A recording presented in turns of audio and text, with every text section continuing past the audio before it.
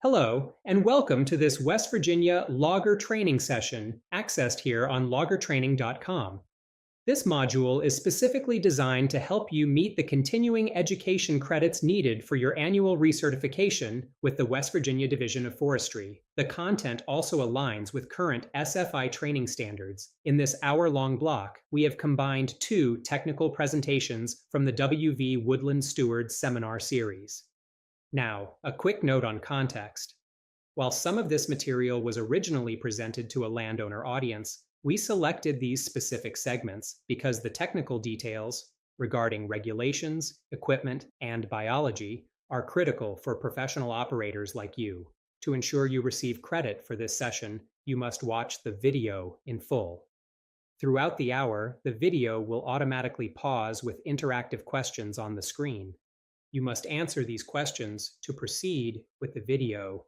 Your attendance and completion are automatically verified in the system, and a certificate will automatically be sent to you and the WVDOF once you click the button at the very end of the video. Thanks for the hard work you do in keeping West Virginia's forests productive and sustainable. Let's get started.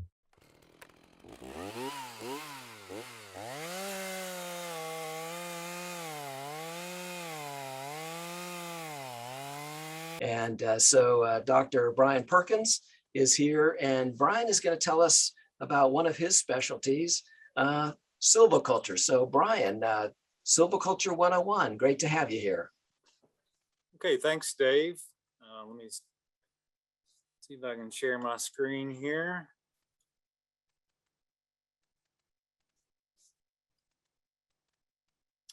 Okay, can you see my presentation there? We can see it and we can hear you well. Okay, thank you, Dave. So as the title indicates here, Silviculture 101, this talk is pretty much kind of geared towards landowners who may not be familiar with some of the concepts of silviculture. So kind of cover some of the basics here, things that I think are kind of important. So over on the right here, you can see a stand that's had a diameter limit. And so that's not really included in silviculture. Some of the problems with the diameter limit, you can see the kind of poor residual quality of the stand. The trees have pretty small crowns that won't really respond very well to release. And there's probably a pretty good chance of some wind throw here in this stand. Silviculture, you can see the definition here over on the left, the theory and practice of controlling the establishment, composition, character, and growth of a forest to satisfy primarily landowner objectives. So when we're talking about composition, what we're talking about here is species composition. What percentage of your forest is in yellow poplar, what percentage is in red oak, and so forth. We can control the establishment of the forest stand by using natural regeneration methods, tree planting, direct seeding, and so forth. The character of a stand usually refers to overall quality of the timber that you have on the forest. Okay. Silviculture occurs in a stand. So the image I have pictured here is of a forest over in the eastern part of the state. Kind of at the very top of the image, you can see an area that is the city of Richwood. And then down below there, you can see lots of different clear cuts, and those areas represent different forest stands. So a forest stand can range in size. We have some on the college farm that are 10 acres in size. More typically, they might be somewhere between 40 up to 100 acres, maybe even 200 acres. So a stand is where silviculture occurs, and it makes it easier to manage a very large forest. Okay, so this map here shows some of the different forest cover types that we have here in West Virginia. Much of the central part of the state is covered in oak hickory and cove hardwoods. So if you're a landowner, you're thinking about, which species do I want to manage for in my stand? This map kind of gives you a good indication of the species that you should be targeting. So if you're not familiar with cove hardwoods, those would include species such as yellow poplar, basswood, yellow buckeye, maybe black walnut, cherry on some sites. If you're in kind of the eastern Allegheny Mountain province of the state, you have some oak hickory, but you also have the northern hardwoods, and those include sugar maple, beech, and yellow birch. And so if your property is somewhere around 2,500, 3,000 feet, you probably have a good amount of northern hardwoods on your property. And kind of at the very highest elevations, you would encounter red spruce and balsam fir. In the counties in the eastern panhandle that are in the light green, that's where you have pretty good rain shadow there. So for example, in Petersburg, your average rainfall is maybe only about 35 inches a year. And so the sites tend to be drier, and you have more oak and pine cover types. Then if you happen to be over in the very far western part of the state, you may encounter some bottomland hardwoods, such as sycamore, river birch, box elder, on some of your properties, eastern cottonwood. So the tree species are very important. As a landowner, you need to decide, which species do I want to manage for, because the silviculture would be totally different if you're going to manage for oaks, or if you're going to manage for maybe sugar maple or something like that. The Silvix manual here, I wanted to mention this. The Silvix manual is a free publication that is put together by the U.S. Forest Service. It's comprehensive. It has information about most tree species here in North America. There's 2 different volumes, one for conifers and one for hardwoods. And this is kind of like the encyclopedia for information about tree species. The first Silvix manual was published, I think, in 1965. The most recent one is 1990, so it's a little bit out of date. But it has really a wealth of information about ecological information about tree species, growth rates, and so forth. So I would encourage landowners, if you want to learn a little bit more about a particular tree species, is to search out the Silvix manual here. Some of the information that's included here in the Silvix manual is shown here on this slide. So the Silvix manual has information about soils and topography, what type of soils a tree likes to grow on, the type of sites. Does it need a really well-drained soil, rich soil, maybe something like black walnut, or can it tolerate drier growing conditions? The Silvix manual has a lot of information about flowering and fruiting, so that's very important for when we're starting to think about regenerating trees. The seed production, dissemination. So it's very important to know, what type of seed does a tree have? Does it have a seed that will be cached, maybe like an acorn, which is cached by squirrels and blue jays? Or does it have a seed that is disseminated by the wind, something like yellow poplar that will be disseminated for a couple hundred feet? Or maybe it's something like cherry, which is usually animal ingested, that can be spread to other areas. So seedling development talks about kind of the conditions that are needed for various tree species and how the seedlings grow. Vegetative reproduction, that's very important. That refers to whether or not a tree will sprout from the stump, or whether a tree will sprout from the root system. As a general rule, hardwoods will sprout from the stump. However, as a tree gets older, a tree gets larger, you have fewer and fewer stump sprouts as a general trend. Some tree species will sprout from the root system, such as beech, sassafras. Aspen's a very common species that will do that. Tree of heaven, which is an invasive species, will also sprout from the roots. So that's one way that we can regenerate trees. So it's important to know which species you have, what the characteristics are when you're thinking about applying silviculture to a stand. Silvix manual has information on growth and yield, so how fast growing the tree is, kind of the typical size it would reach, usually in the maximum size, and kind of your yield for board footage per acre. Rooting habitat. Rooting habit is very important as well. That will tell you whether or not a tree has a taproot, or whether it has primarily lateral roots. Reaction to competition, that's very important. That kind of refers to shade tolerance, which we'll talk about here next. Damaging agents. So since the Silvix manual is about 30 years old, the current version, a lot of that information is slightly dated. However, there is a lot of great information there still in the Silvix manual.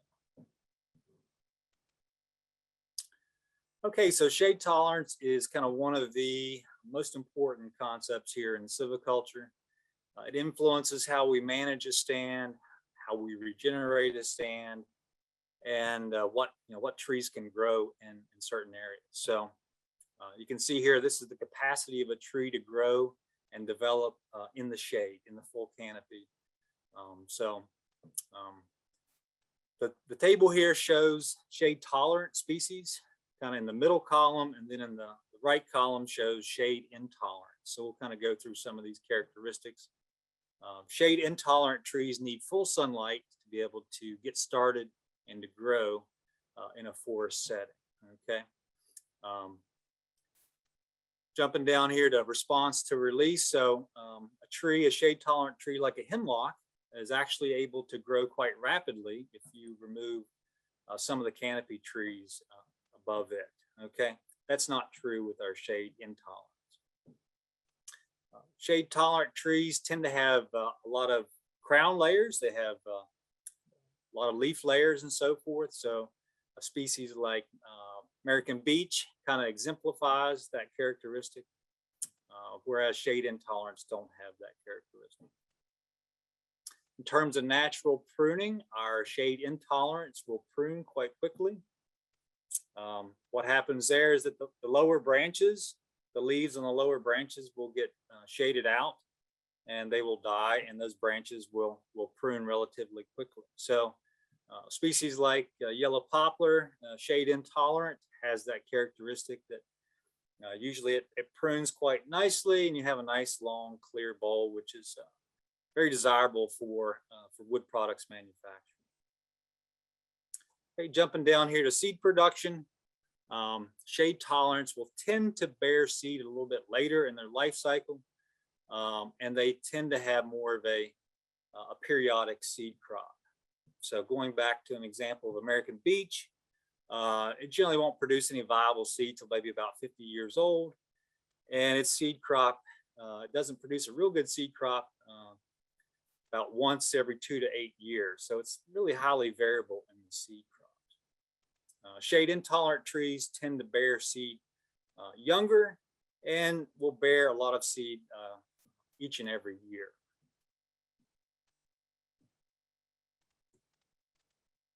Okay, some other characteristics here of shade tolerant or shade intolerant species.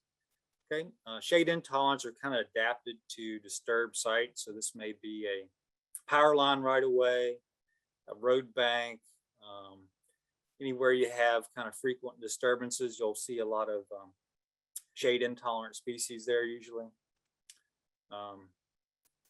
Shade intolerance their seed usually can germinate quite rapidly. Okay, so usually there's not a long period of dormancy that they have to undergo. And shade intolerance will grow quite quickly during their juvenile stage if they have full sunlight. And so that's kind of their adaptive strategy, is to grow very quickly and overtop other trees that may be on the site. Shade tolerant trees tend to be adapted more towards kind of these fertile, moist soils.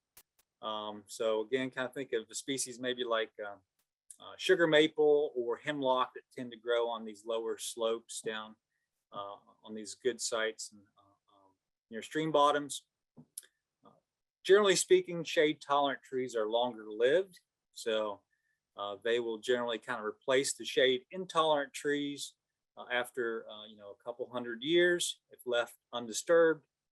And in some cases, they are more tolerant to fire, or their position in the landscape on these moist sites will protect them from fire. So.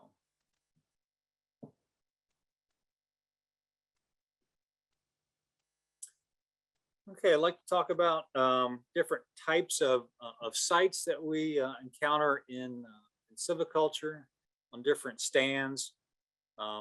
There's a multitude of different sites, but when I teach silviculture, we kind of teach students to kind of identify, basically a low quality site, a medium quality site, and a high quality site. So your low quality sites are shown down here at the bottom. These are your ridgetop sites. Very rocky soil, soil that's pretty thin.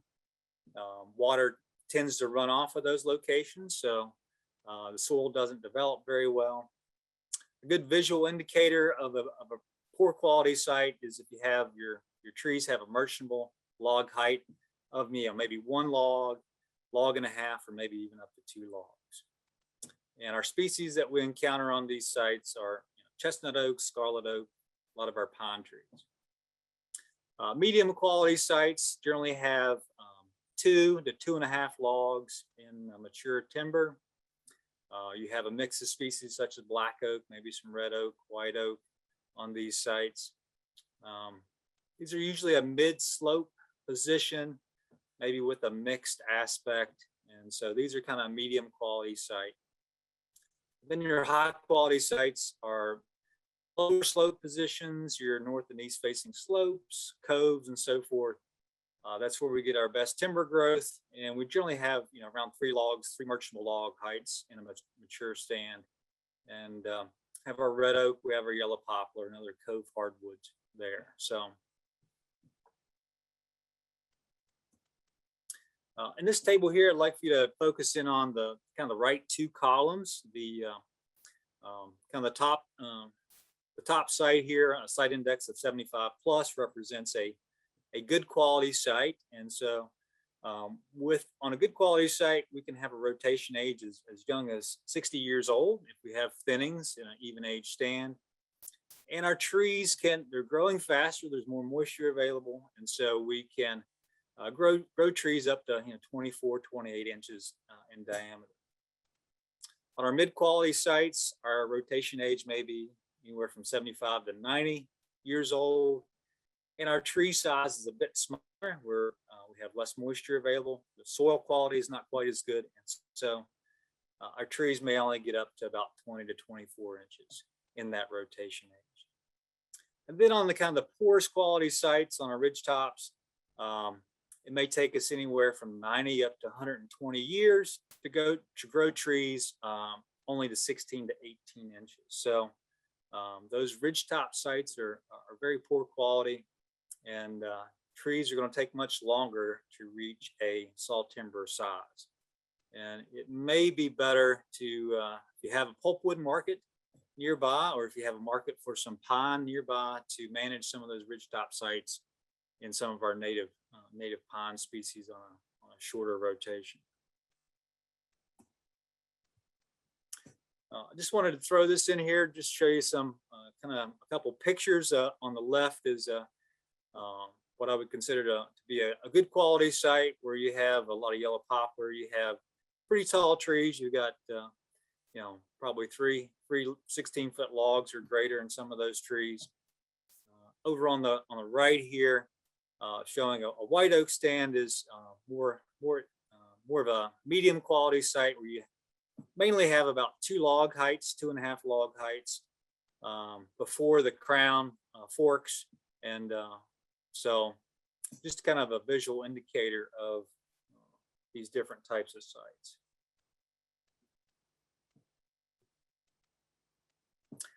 Okay, I wanted to talk about the stocking of a stand. So this is something you kind of typically would look at when you have an intermediate age stand. If you're thinking about, do I need to do a thinning in my particular stand or not? And so this stocking chart was developed by Gingrich, and it's specifically for oaks.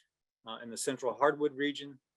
If you're managing a stand for yellow poplar or white pine or ash, you're going to be using a different stocking chart. So the stocking chart basically shows whether you have too many trees, okay, and that's the case of the overstocked condition. This is based upon the number of trees per acre, as you can see down here at the bottom on the x-axis, and the basal area per acre on the vertical axis. And so in some stands, you can actually have too many trees. If you have too many trees, they're generally growing pretty slowly. They may be overcrowding each other, and they can kind of create a competition for water, for nutrients, and the stand can stagnate and have reduced vigor and make it susceptible to insects and diseases. A stand is considered fully stocked somewhere between 60 and 100%. So this is where we have enough trees to occupy the site. At 100%, the stand is really above 80%. If your stand's above 80%, you can think about doing a thinning, okay? As a general rule, you want to keep a stand somewhere between 60 to 80%. That's where you get kind of the fastest growth on your trees. Down here at the very bottom, the understocked, below roughly 60%. These stands would not have enough trees to fully occupy the site. So that'll lead to a loss in terms of your yield and your monetary value for that stand.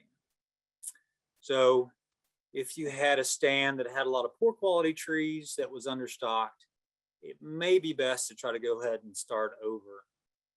If you had a stand that that had quality trees in it, that understocked stand will eventually grow up into the stock stand. So stocking is something you want to think about in your forest, around 30, 40, 50 years old. That's where you would typically want to do a thinning.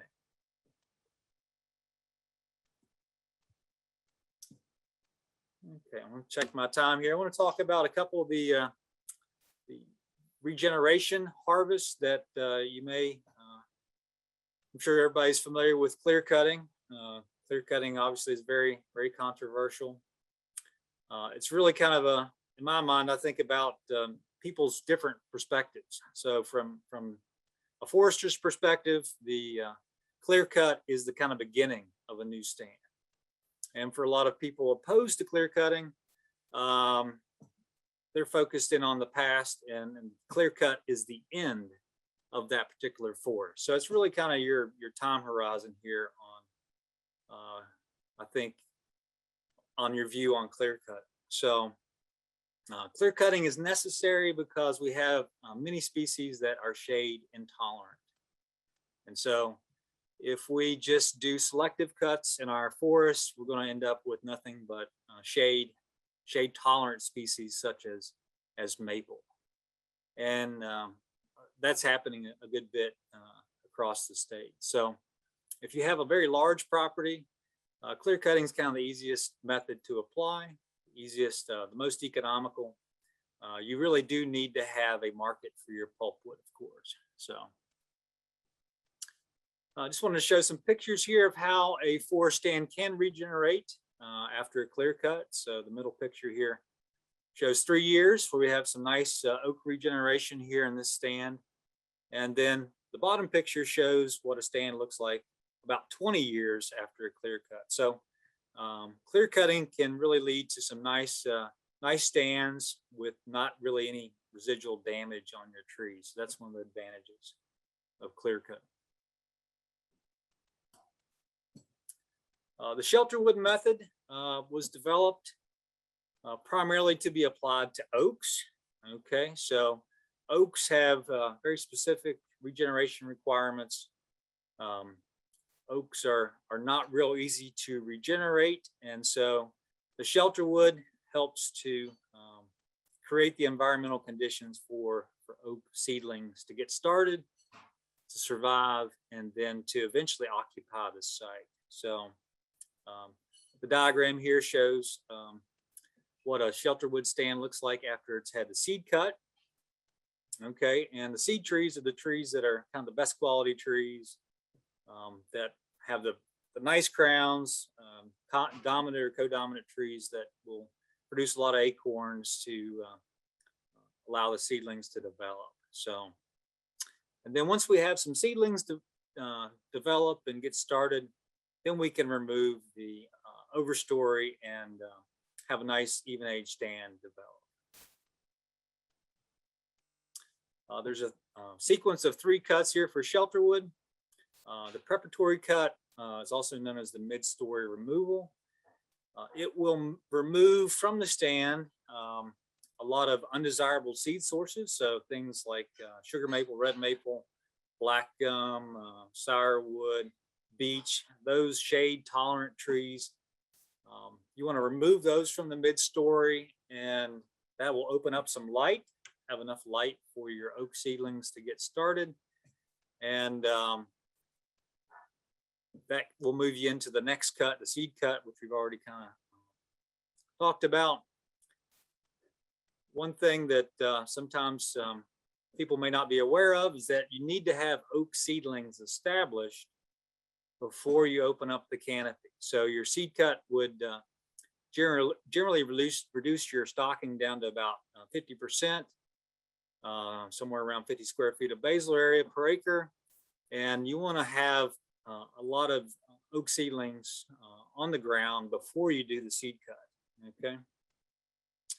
And then your removal cut, you're pretty much kind of ready to remove the overstory once you have generally around 400 plus oak seedlings per acre that are at least 4.5 feet tall. That'll keep them out of the harm's way from the deer. So.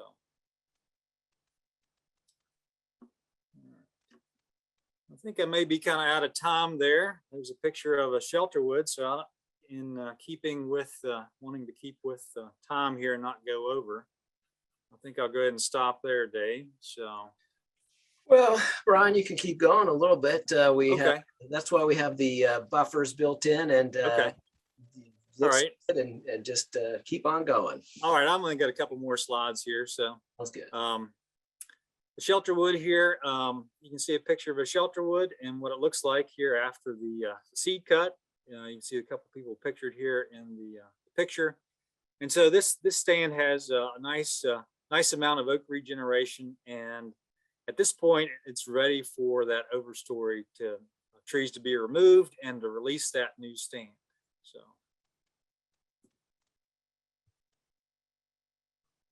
Let's see. The last one I wanted to talk about was the single tree selection system. So single tree selection basically creates these, removes an individual tree out of the stand, creates a pretty small opening in the stand. And so if you're interested in maybe managing for maples, maple lumber prices are just about as high as oak, if not higher. So you may want to manage for maple. Maybe if your property is in that northern hardwood cover type, you might want to use single tree selection. So single tree selection will regenerate shade tolerant species. And the way to apply single tree selection method is you need to go into the stand beforehand and do an inventory and develop a diameter distribution of the actual trees per acre. Okay, and that's shown here in the chart. The actual trees per acre is shown in the light blue dashed line. And then there's pretty good publication produced by the Forest Service that has diameter distributions depending upon the site you have and so forth. And so you want to compare your actual trees per acre to your desired trees per acre. Okay, so looking here at this chart, you can see here in the 6-inch diameter class, we have an excess number of trees per acre. And so in that case, we would develop our marking guide to remove a certain certain number of trees per acre. Here in this case, it looks like six trees per acre we've removed in the 6-inch diameter class. Okay.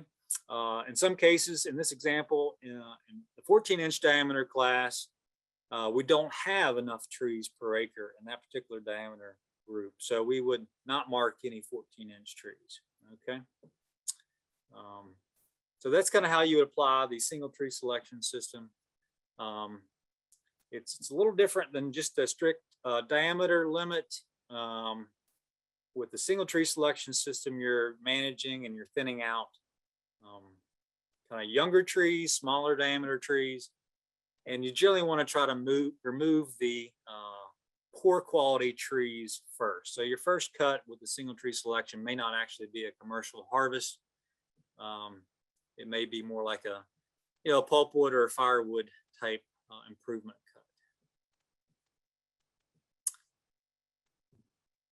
cut. Okay, so I'll leave you a picture here with some goats and ask if you goat any questions. Nice. Hey, you got one in the chat box from Juliet. She says, what are the markets for pulpwood and what species would that include? It really depends on where you're at in the state. So we have one of our primary markets is Covington Paper Mill over in Virginia. So if you're kind of in the south central part of the state, you can send any species of pulpwood there. If you have what's called the OSB pulp, if you have your diffuse porous species pulpwood, can go to Weyerhaeuser. They're in heaters near Flatwoods. And if you're over kind of in the near the Ohio River, there's pulpwood market there for the paper mill over in Ohio. I forget which city that's in over there. So Chillicothe, right? Yeah, I think that sounds right. And there is a pulp market, I think, now in near Glenville. There's the Lignetics plant there. They're buying some pulpwood there as well. So it really kind of depends on where you're at. The Luke mill, of course, is shut down.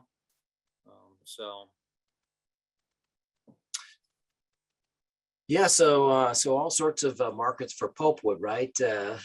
From paper to oriented strand board, the OSB, right? To I guess they use different wood over at the Pearland mill in Buchanan, though, right? Those are actually peelers or something. Right. Hey, so as people think of questions to ask, I've got a couple. One of the things you mentioned was diameter limit cutting, and I was letting people in. I'm not sure if you define that for those of us who don't really know what that is, and why is it not a good thing? Well, yeah, diameter limit cutting would be basically cutting trees in a stand above a certain diameter limit. That usually would be a saw timber diameter limit of maybe 16 inches or 18 inches. It's generally not a good thing. And it can be. It really depends on the stand and what's left behind.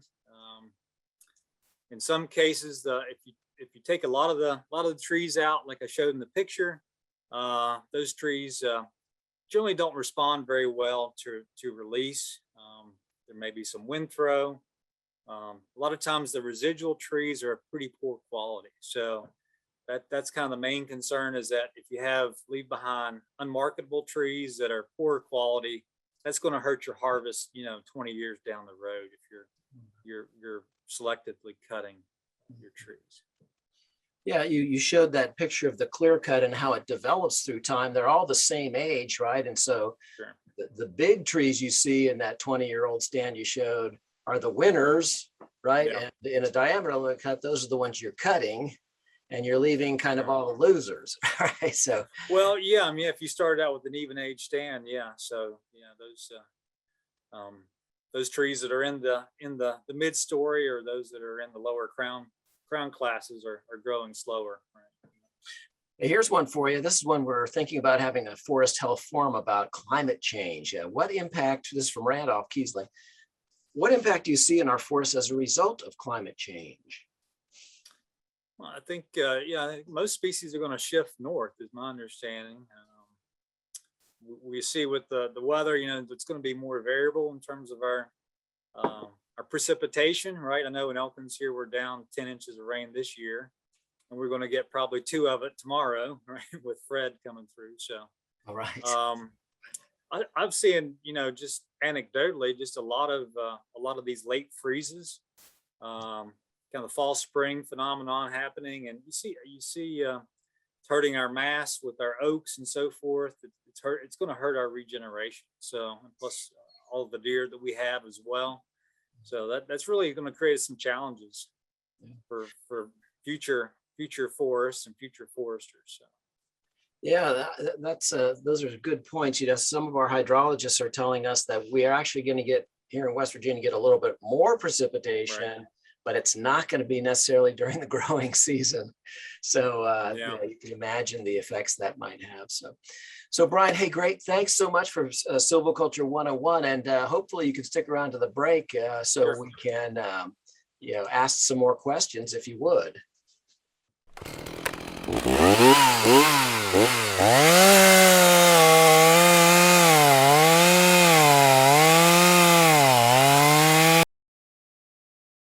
Our next speaker is Matt Bumgardner, and Matt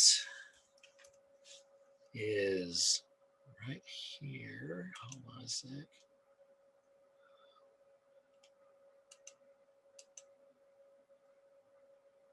Get him up here if I'm controlling this. Matt, are you there? I am. Can you hear me? Okay, yes, I can. Perfect. And let's see here. Let's see if I have you're up. There it is. Okay, yes. And you should be able to present. Matt, welcome. It's, right. Matt is going to tell us about some forest products, when we think, here we are, we always talk about biology related kind of things a lot here in these seminars. And one of the things that drives the ability to do things out in the woods, even things like the warbler projects that the NRCS has is the ability to sell timber, because you have to create the habitat for those birds and other organisms. And so we always keep our finger on the pulse of the market out there for the trees that are sold. And Matt's the expert in our region. He's always being called on for this. And he was just speaking at the Society of American Foresters meeting a couple of weeks ago. And so Matt, welcome. Looking forward to what you're going to tell us about these hardwood markets. Great. Thanks a lot, Dave. I really appreciate the invitation to the group. Happy to be here. Yeah, we talked a little bit about, just providing an overview of hardwood markets. Similar talks in the past, been titled things like, where do my trees go, once they're harvested? It's sort of a broad understanding, there's probably different levels of knowledge of markets in the audience. So hopefully try to give some information that's not too detailed, but not too broad either, just to try to explain where, the major markets for hardwoods as they're harvested. So that's kind of the idea. Here we go. Just as an outline, as sort of a background to market overview, just give some statistics on hardwood production and prices and where those trends are. And then again, talk about markets for hardwood lumber. Mostly the focus will be on lumber. And then, sort of giving away the two major markets in terms of the higher end value, appearance grade lumber is housing and exports. So we'll talk a little bit about housing trends and exports. Just a couple quick acknowledgements before I get going. I work a lot with Bill Loopold. He's also with the Forest Service in Princeton, West Virginia, probably a name a lot of people are familiar with, especially on the production side, the numbers. That's Bill's expertise. So we work together on those things. And then also Urs Buhlman at Virginia Tech. Some of the secondary data that I'll show, we work together on gathering some data from secondary sources and some surveys to provide that kind of data. So with that in mind, I think, the good place to start is just what is hardwood lumber production? Where have we been? This graph goes back to 1999. This is in billion board feet of hardwood lumber produced in the entire United States. 1999 is a useful starting point, just simply because, as far as we can tell in terms of measured production, that was the peak, right around 12.5 billion board feet.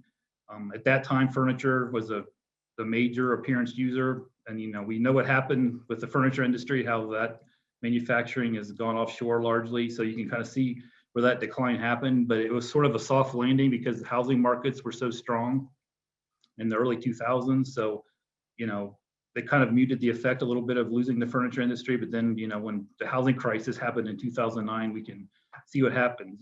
More and more of our eggs are in fewer and fewer baskets and hardwoods. That was what happened when the market crashed. Since 2009, it's been a fairly steady recovery. The line's kind of, going up in a straight diagonal there, but you can see we really haven't fully recovered and gotten back to where we were in the early 2000s. And then in the last couple of years, it's, production's dropped off a little bit. I've got these 3 dots here that are not filled in, like 1999, 2006, 2016. I'll show later.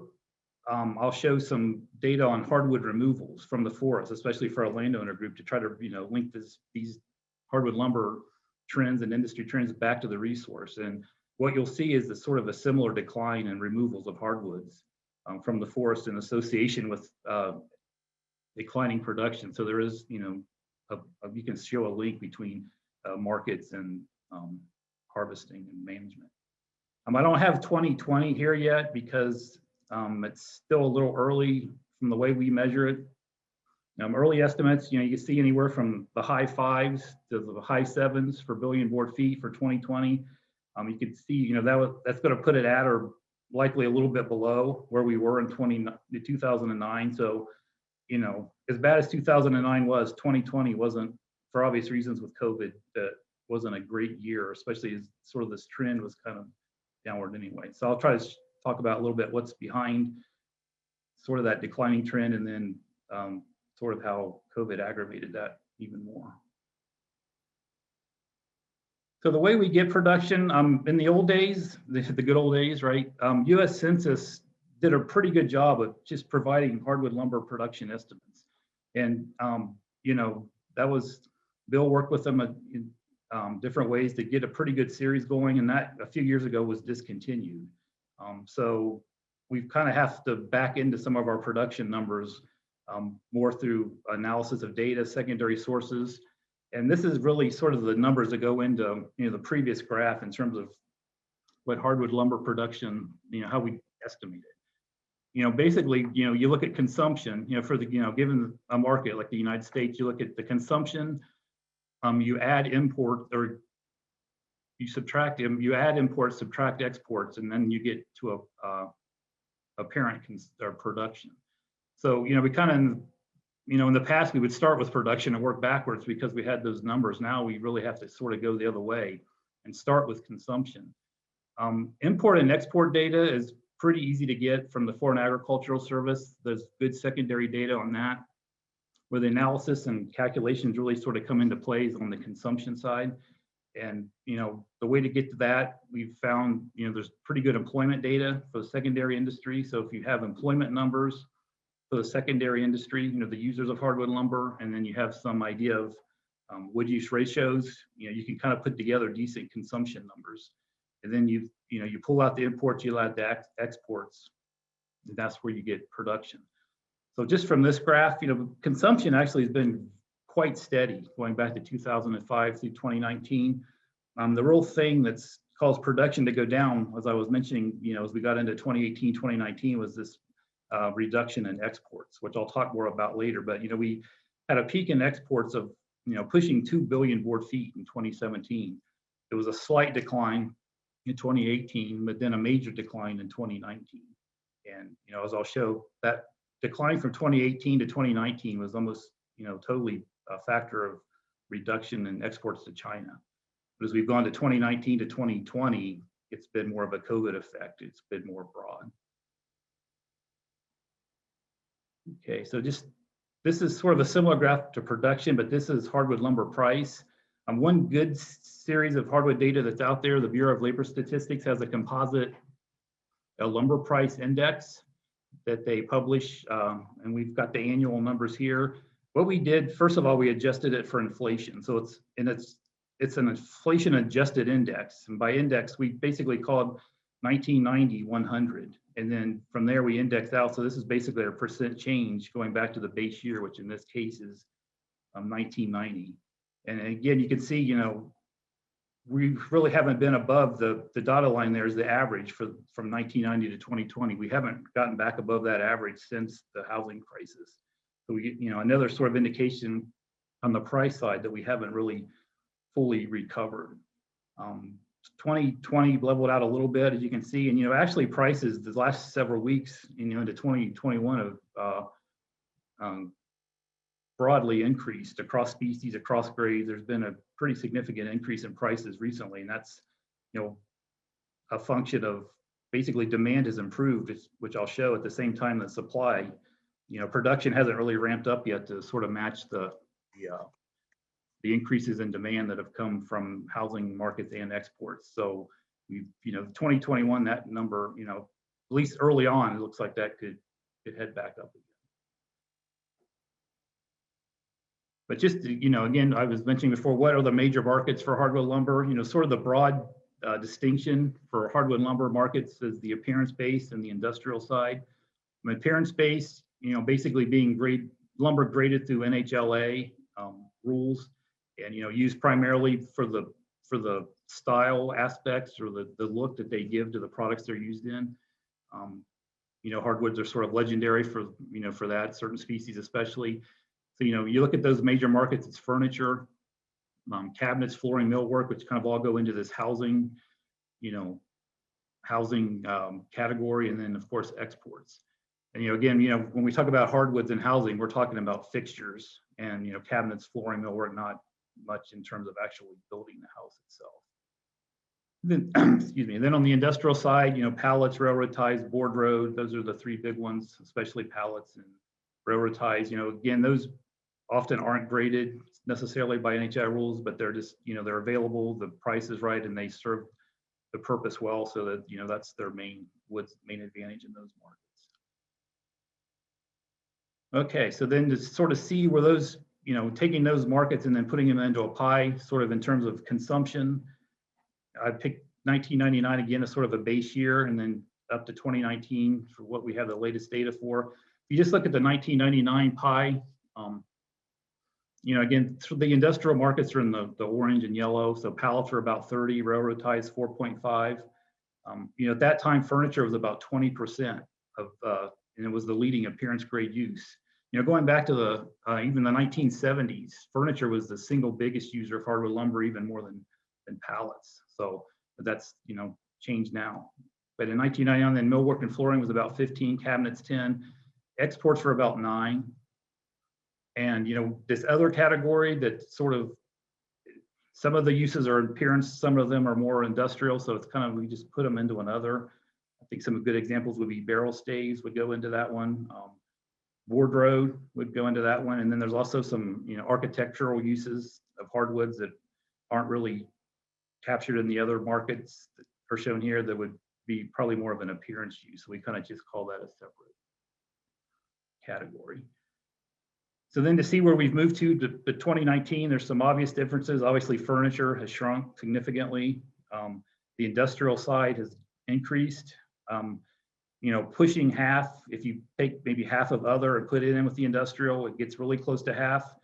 And then, if you take exports out, since they aren't necessarily consumed in the United States, even though, the lumber's produced here, they quickly get to a point where industrial markets are a larger percentage of total use now than the appearance side. Millwork and flooring has gone up a little bit. Cabinets went down a little bit, but you can sort of see that shift, at least through 2019, to industrial markets. One factor again is exports in 2020. Really in 2019 really started to go down, and actually 2019 wasn't a great year for housing. 2020 surprisingly actually was quite good, but 2019. So in 2019 is sort of that combination of, even though exports were a bigger percentage, our export volume dropped a lot in 2019, and then also housing wasn't great. So that sort of, all that sort of combines to make industrial sort of the lion's share use. And there's some obvious implications to industry when most of your markets are in lower grade, lower value products. And that's sort of reflected in this graph.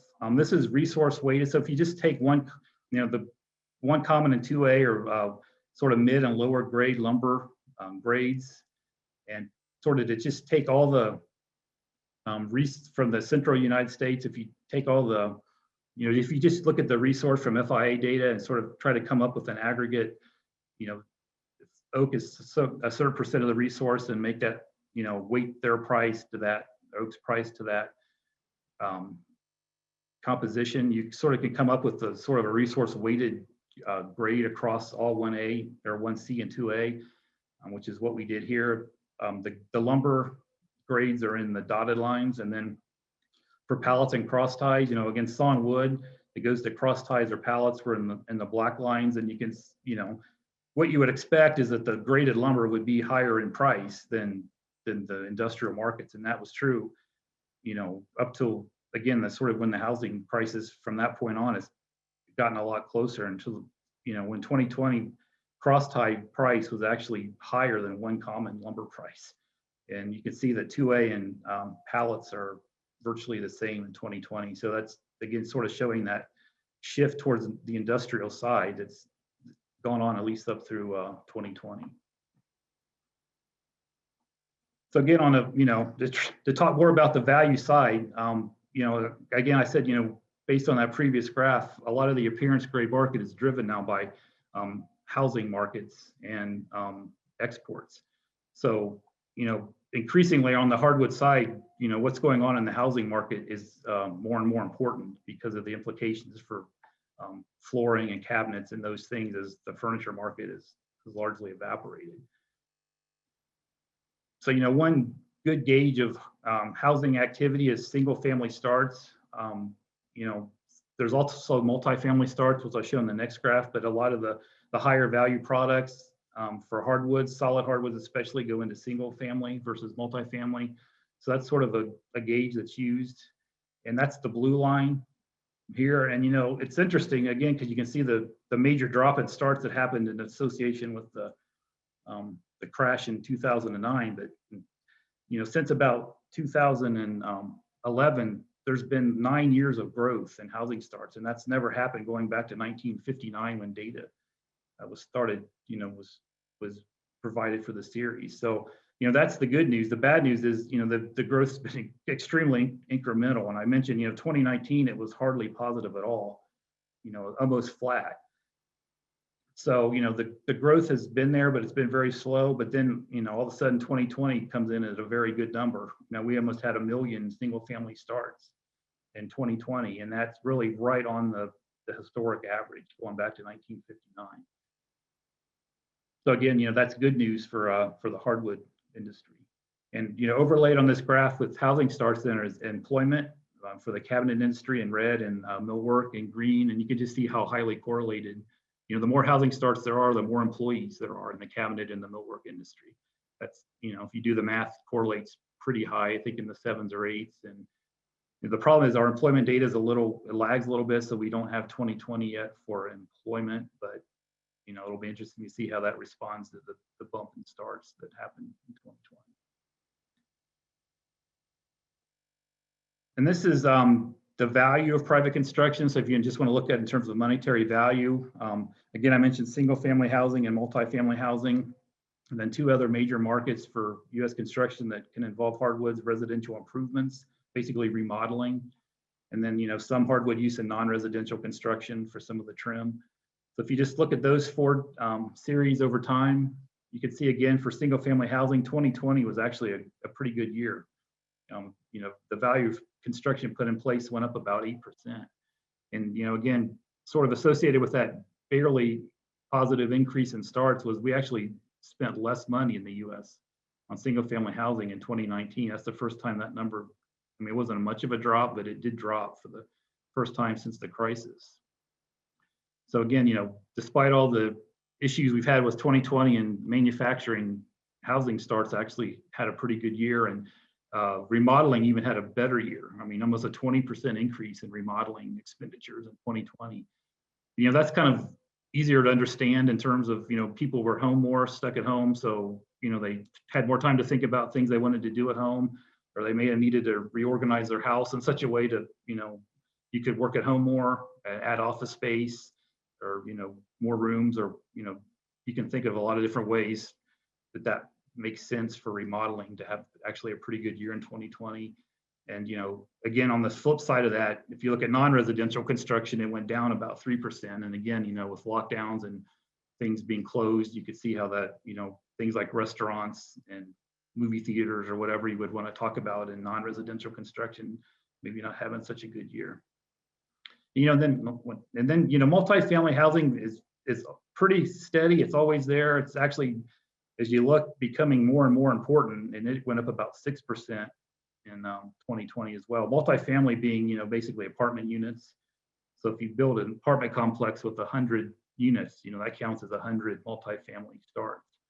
So, again, not quite the use of solid hardwoods as single family has, on average, but still an important thing to keep track of. And it had a, like housing, had a single family housing, 2020 was pretty good. So, I mentioned doors earlier. One of the things we do with Virginia Tech, and we do an annual survey with Woodworking Network and Furniture Design and Manufacturer magazine. We survey their membership and sort of ask the same questions. Ever since 2009, we've asked the same question to sort of benchmark where the secondary industry is. About half of the respondents usually are cabinet companies and several, flooring, furniture, architectural millwork, things like that, closet manufacturers. So, what this is just again showing is, in 2009, housing was pretty important. This being, they just, the respondents mark a category, how much of their production is associated with single family housing.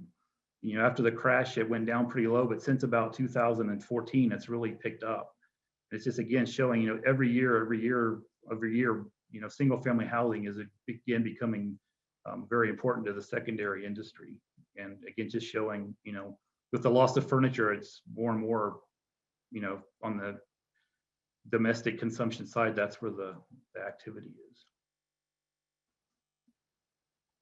So I mentioned a little bit about hardwood removals before, trying to link some of what goes on in markets back to the resource. I worked with Bill on a study, I think it was published last year, where we just, we broke the Eastern US, the major, Eastern hardwood region into smaller regions based on resource composition. And this is what we came up with. So, West Virginia is in the central region, along with Ohio, Kentucky, Tennessee, clear over to Iowa and Missouri, but, 5 regions total. And, one of the things we looked at is just removals of hardwood saw timber. And between the two latest FIA survey periods, so, the latest one being, most of them wrapped up in 2018. And previously it was 2011. So this is kind of a change from 2011 to 2018. And, we looked at 17 total hardwood species, that are, significant enough in FIA data to have categories. So, 17 times 5. So basically 85 tree species, only 5 had an increase in saw timber removal between the 2011 and 2018. So again, sort of, linking that back to the hardwood production, as hardwood production has declined, so have removals in the forest. And it's kind of interesting to look, of the 5 that did increase, in the Lake States region, it was other red oaks, which kind of again goes back probably to the, the relative strength of industrial markets. Soft maple, which is, actually been fairly strong overall and can be used in a variety of secondary markets. And ash, ash probably, pretty strong export market to China for ash, and at the same time, people trying to get, the ash harvested before EAB gets to it. So I mean, those species kind of make sense. And then in the central region, again, there were 2, ash again, and then also walnut, again, driven largely by exports. So, if you just look across all species, it's just a total hardwood saw timber removal. It declined in 3 of the 5 regions, and in the Lake States and Central, it didn't decline. But, out of the 3, total removals declined. So if you kind of summarize, put all that into a graph, again, going back to 1996 to 2006 to 2016, thinking back to those dots on the hardwood production line, you can see, that removals have sort of gone down in a corresponding fashion. And another entire topic, but something that's interesting to bring up, is at the same time as removals have gone down for hardwood growing stock, mortality has increased, and to the point where by 2016 they were about the same. So mortality, that's sort of another whole talk, but mortality is being driven by an aging resource, less removals. EABs had a big factor in the lake states and central region. So it's just kind of interesting perspective that removals and mortality by 2016 were basically about the same in terms of cubic board feet.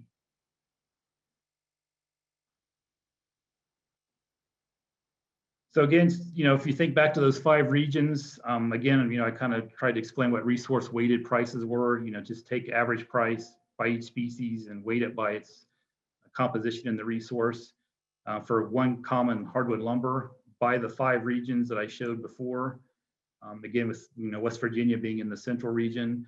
And it's kind of interesting, the central region went from being solidly in the middle in 2000 to being near the top by 2020. So the central region sort of improved its standing in terms of prices for mid-quality hardwood lumber.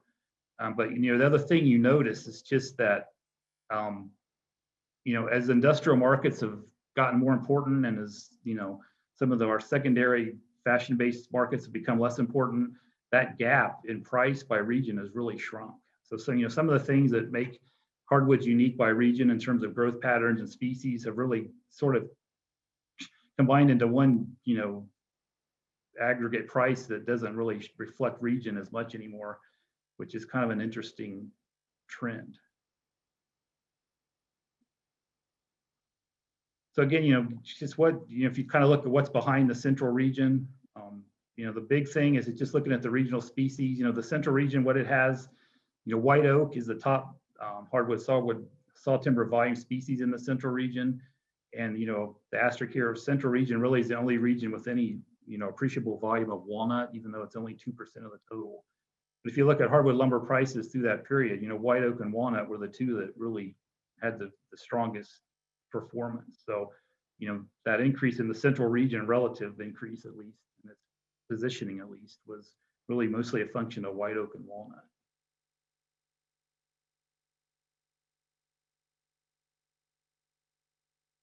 So then, just sort of the, I mentioned exports as sort of the other major market for appearance grade hardwood lumber, especially during the housing crisis. There's years where exports pretty much carried the industry in terms of outlets for hardwood, for higher end hardwood markets or lumber. Again, housing starting to make a little bit of a improvement, so that's helping. But if you just look at what's happened to hardwood exports by volume, again, this is in billion board feet. We got close to about 2 billion board feet in 2017.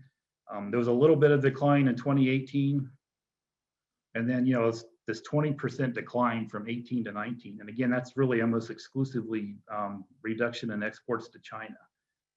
Sort of 2 things there, with the tariffs and the trade disputes that went on in 2019 had an impact. And also just, the Chinese economy slowed down in that period as well. So, it's hard to tease out which of those was the bigger issue, but you put those together and you get a 20% decline in 2019.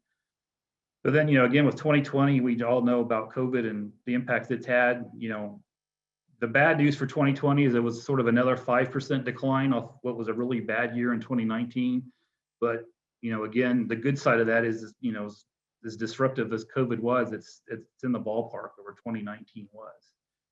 And the interesting thing about 2020 is, it was very broad. It was across all markets. In some ways, actually, China improved their status again in terms of market share in 2020. It wasn't just China. China actually fared relatively better than a lot of other main markets. And I have logs here again too. Again, there was sort of that same decline from 2018 to 2019. Going to 2020, it's down again about 12%. Hardwood log exports haven't really performing. They haven't recovered to the extent that hardwood lumber volume has recovered. So this is the top 4 destinations. We shift from a little bit from board feet to value here, but the top 4 destinations for hardwood lumber exports. again, that you can see that drop from 2018 to 2019 in terms of value was 25%. And again, China's the yellow bar here, and you can see, that was driven largely by China. I mean, the growth was driven by China, and then the decline in 2019 was also, related to China. But then by 2020, all of a sudden, China's, stabilized. And it's hard to see in this graph because of the scale, but especially Mexico and Canada dropped, proportionally more in 2020 than China and Vietnam did. And, it's kind of interesting just to look at, those top 4 destinations account for 74% of our export value. So, it's sort of a pretty concentrated market overall, but then you look at that remaining 26% and there's 115 other trading partners. So, I mean, there are a lot of niche markets out there, even though the top 4 dominate in terms of overall market share.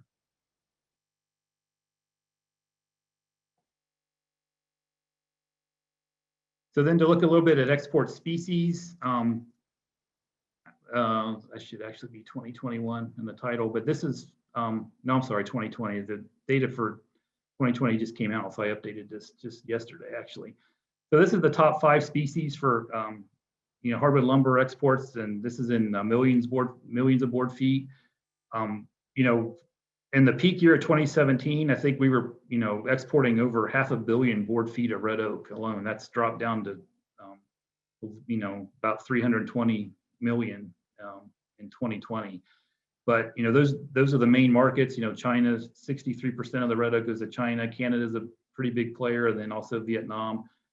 It goes down the line with white oak is the second biggest export species in terms of volume. But the interesting thing about white oak, if you look at all 5 bars, is just that rest of world category is almost, not far off of half of white oak exports go to the rest of the world and not those 3 markets. So white oak tends to do a little better over time. It's just because it's a more diversified market. A lot of it goes to Europe and Japan, and it's got more market outlets, which kind of makes it a little bit unique and a little more stable over, if one, like the year China went way down, white oak was fared a little better. Yellow poplar is kind of interesting in that 57% goes to Vietnam. Vietnam, we actually import more wood household furniture from Vietnam now than China. Yellow poplar just fits into that low cost model of, exporting your production. You could stain it, paint it to look like a variety of different, for whatever style or fashion or species you're going for. So, Vietnam's a major market for our yellow poplar exports. And then ash and walnut are 4th and 5th. China has the lion's share in both of those. Again, when you figure walnut's only 2% of our volume, it is interesting that it's actually, in the forest, it's the 5th biggest export species.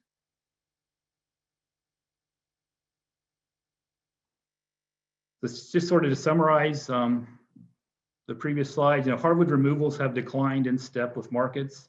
Some of what we're seeing in the marketplaces, finds its way back to the forest. Shift in species of grade, that are in demand. Lower grade markets were up at least through 2020. A good news for 2021 is, housing's looking a lot better. Exports are starting to increase again. So, that could shift back a little bit in 2021 to the appearance side, which would be good for the industry. Export markets have been down since 2017. Again, early estimates or things that are looking a little bit better, where 2021 might be a little better for exports as well. So maybe some positive news for the appearance side combined between housing and exports. Something I didn't talk a lot about, but fashion and non-wood competition effects in housing related markets. Another issue that wood's facing right now is just the painted look. White cabinets or white, there's sort of the painted white, especially anything white is very popular right now. So that sort of, has implications for what species are in demand at a given time. But, I think the bigger point there is just to know that, hardwoods are a fashion product and fashion changes. So, right now cherry, is pretty much down and out in the domestic market at least. But, that could change. It probably will change at some point. So, I mean, it's just, when you're looking at hardwoods, what you have in your woodlot or your stand or your property, over time it could change in terms of what the market is deciding is fashionable. which sort of is another, plug for, managing for diversity. Hardwood lumber production was somewhat stable since 2016, but edged downward in 2019. And then that was before COVID, which is going to make it much lower. So again, 2021 will be interesting to see, how much that recovers. And again, at this point, the real issue is on the supply side. It's hard enough to find good, employees in the first place. And then you throw in COVID and you throw in the protocols that slow things down a little bit, and just through the whole supply chain from landowners not as likely to sell as to loggers, to the secondary manufacturers. It's just going to take some time for the production side to ramp back up to meet what is turning into increasing demand, which again is sort of really reflected in the last few months in how prices broadly have gone up across every, almost every species and grade is seeing improvement. So with that, I think I'll just stop and see if there's any questions, or Dave, you want us to wait till the break? However you want Well, to I think from here. there's a couple comments, and one of them is from Robert, or a question: are architectural structural products primarily softwoods instead of hardwoods? There's some architectural structural, there's some hardwoods that go into that market, and that sort of, when I was showing that pie chart, that's sort of the appearance side of that other category. A lot of the others, are industrial markets, but there is some specific architectural uses for hardwoods in that. It's not big, but there are some uses. It does, they're talking about trying to get like yellow poplar turned into laminated veneer lumber, some of these engineered wood products. Those are all kind of domestic, though, is that? Right. And you could also throw cross laminated timber into that now too. It's, as of now, that's the main, again, that's mostly been on the softwood side, but yellow poplar is the one hardwood that's being looked at for CLT too. So I think, a yellow poplar log is probably the most merchandised log there is. The butt log goes to a peeler mill, the mid log probably goes to, a sawmill or gets exported, and then the top log can be used in engineered wood products, OSB or similar type products. So in terms of, using the whole log, yellow poplar is probably one of the best in terms of having markets for all those products. David Cooper just brings up a point. He says, all the ash on my 21 acres are gone over the past 5 years in the Eastern Panhandle from what you were calling the EAB, the emerald ash borer, right? Correct. Yep. So you didn't see any kind of spikes in that species anywhere, did you? Well, ash is mostly, the biggest market for ash is the Chinese export market. So, again, that's been kind of down until recently. So, it's a function of, depending on where you are in the Eastern US, you may still have ash trees left in your woodlot, you may not. So, but, I think there's a push to get those out maybe before they do go. And then there's also just, managing the demand from, depending on what Chinese exports are, that's got a lot to do with what goes on with ash. And Jane has a silviculture question. Do you have any thoughts on the most profitable, highest return on investment silviculture practices for white oaks, specifically in West Virginia? We just had a white oak conference because of the interest in that. Well, I don't know if I would venture to, I'm not sure my expertise in silviculture. Right. Yeah, silviculture. Enough to answer that, but you just look at prices for white oak, it's obviously in very big demand across the board from high grade to low grade. So, right. I guess, anything you can do to promote that is a good thing right now in terms of the marketplace. Right. There's a huge interest in white oak, and so landowners should, not sell so quickly maybe, and talk to their foresters and kind of work something out and get some ideas going. Yeah. Logan is asking a long one here. Do you believe that any of these global consumers of American hardwoods would provide fiscal resources to the U.S. Forest Service or large-scale private landowners? Curious in particular to understand if they would provide incentives to oak regeneration, as white oak and red oaks are so valued across the world.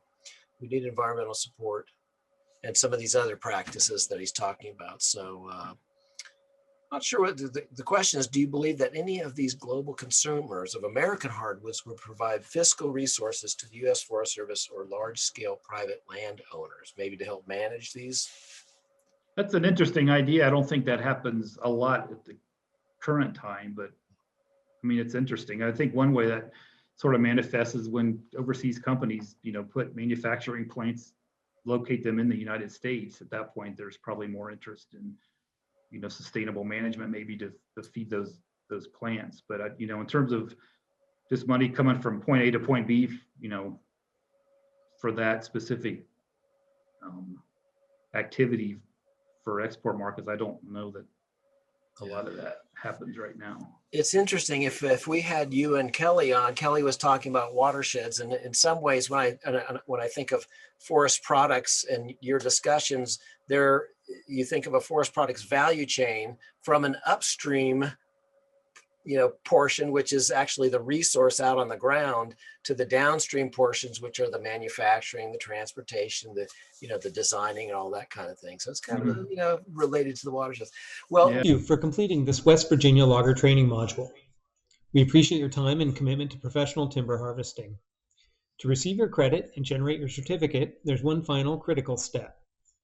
Once this video ends, a summary screen should automatically pop up, displaying the number of questions you answered, along with a green button that says Submit Answers. If you do not see this screen automatically, please click the star icon at the very end of the video timeline at the bottom of the screen. You must click that green Submit Answers button. If you do not click it, your grade will not be recorded in the system and your certificate will not be issued. Please go ahead and submit your answers as soon as you see the form for this training. Once that's complete, you may return to your dashboard and download your certificate or look for it in your email. Stay safe out there.